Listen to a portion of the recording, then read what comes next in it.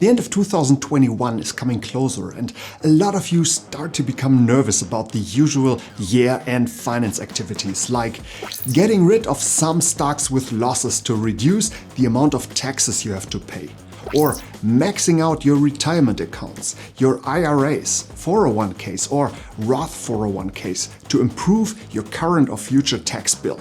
In some countries, you're allowed to make a tax-free money gift to people up to a certain amount and one time per year. By this, you can transfer money to your family members without having to pay the usual taxes. Although it is certainly not a bad idea to care about these things, I personally believe that the fear of having to pay taxes lets us put a lot of efforts in activities that often just provide a small return for the time we spend on them. I don't say that you shouldn't do these things. Minimizing your tax bill within the boundaries of the law is a good thing for your cash account. But when you're limited with time resources, it may be worthwhile to put your energy in something else. There are two things that you can and should do instead that will bring you a way bigger profit over the long term.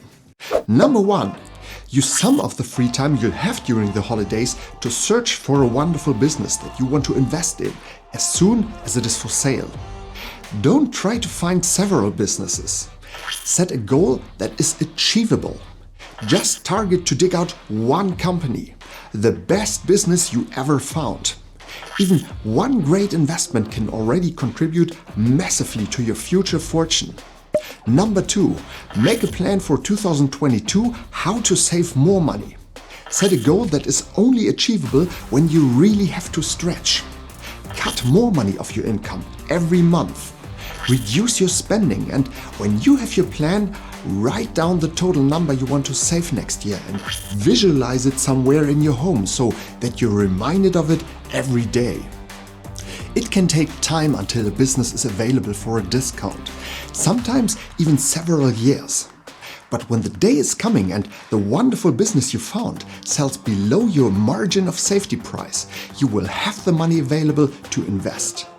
And if you don't know yet how to evaluate if a business is cheap or not and what that actually means, you should start with watching this video here. See you in the next one.